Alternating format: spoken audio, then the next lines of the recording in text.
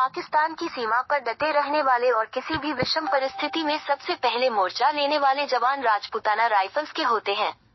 इनके नाम के पीछे भी एक कहानी छुपी हुई है। जानते हैं आज राजपूताना राइफल्स के वीर जवानों का किस्सा। Subscribe to notifications. राज के वीर हम काल के भी काल हैं, कूदते हैं युद्ध में तो करते भूमि लाल हैं, यही गाते हैं राजपूताना राइफल्स के सिपाही। राजपूताना राइफल्स इंडियन आर्मी की सबसे पुरानी राइफल रेजिमेंट है। राजपूताना ब्रिटिश राज में एक पूरा इलाका कहलाता था।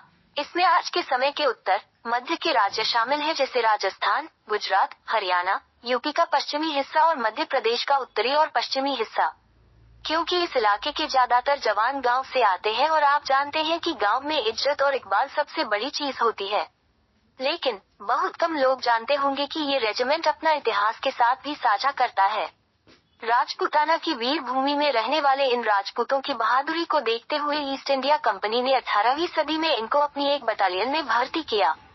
इस बटालियन में फ्रांस के सैनिक भी थे और साथ मिलकर इन्होंने बड़ी जिम्मेदारी से कई मोर्चों को संभाला और फिर राजपूतों की फुर्ती, सूझबूझ और साहस को देख इनकी एक अलग राइफल बटालियन खड़ी की और उसे नाम दिया बम्बे सपोर्ट।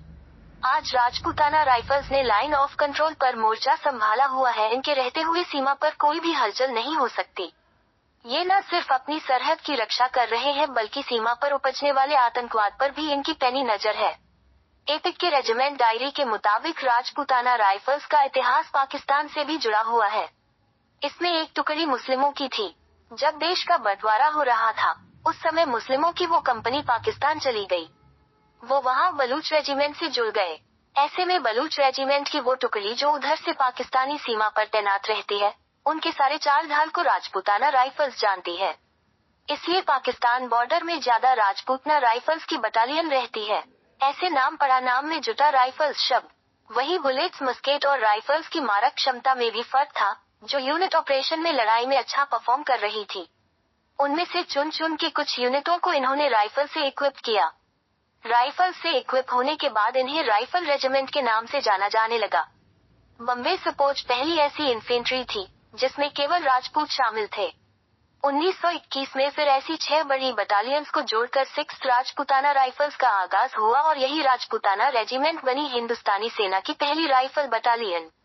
इसके बाद उन्होंने एक टुकड़ी का गठन किया जो कि मेन लाइन से आगे जाकर के या साइड से जाकर कार्रवाई कर सके। इसमें वह सबसे बढ़िया मार्क्समैन डाले जाते थे जो छोटी छोटी टुकड़ी में आड़ लेकर उसके हिसाब से कार्रवाई कर सके और दुश्मनों का ज्यादा नुकसान करें। राजपूताना राइफल्स का भव्य रेजिमेंट सेंटर भारत की राजधानी दिल्ली में है। मातृभूमि के लिए मर मिटना ये राजपूताना राइफल्स के लिए सिर्फ एक कहावत नहीं, ये उनका पेशा है। इसी जज्बे को दर्शाता भागवत पुराण का एक वाक्य इस रेजिमेंट का सिद्धांत है, वीर भोग्य वसुंधरा। ये संस्कृत शब्द है। इसका मतलब है कि the victorious tax the control, यानी जमीन उन्हीं की है जो वीर है। वही इसका युद्धघोष राजा रामचंद्र की जय है। जब 1971 के भारत पाकिस्तान युद्ध के दौरान भारतीय सेना को मैनाम रिज से वापस आने का आदेश दिया गया, तो वहां मोर्चा पर डटे सिपाहियों ने ऐसा करने से मना कर दिया। वापस लौटने के आदेश को अनदेखा करने का फैसला किया। 12 घंटे ये सिपाही अपनी जान की फिक्र न करते हुए दुश्मन की बेहद मजबूत सेना पर वार करते रहे। 12 घंटे तक फायरिंग चलती रही। इसके बाद पाकिस्तानी सेना की हिम्मत टूट गई, उन्होंने अपनी पोस्ट छोड़ दी और हट गए। एक बार फिर साबित हुआ कि जीत हिम्मत वालों की ही होती है। जिन साहसी वीरों ने विजय का बिगुल बजाया और मेनाम रिज पर भारत का झंडा फहराया, वे थे राजपूताना राइफल्स के सिपाही। पहले सिर्फ मस्केट हुआ करती थी और यही बम्बे सपोर्ट के भी पास थी। इसके बाद जब मस्केट्स को अपग्रेड किया गया तो आई राइफल्स। मस्कट सबसे पुरानी बंदूक है। मस्कट और राइफल्स में पाकिस्तान की सीमा पर डटे रहने वाले और किसी भी विषम परिस्थिति में सबसे पहले मोर्चा लेने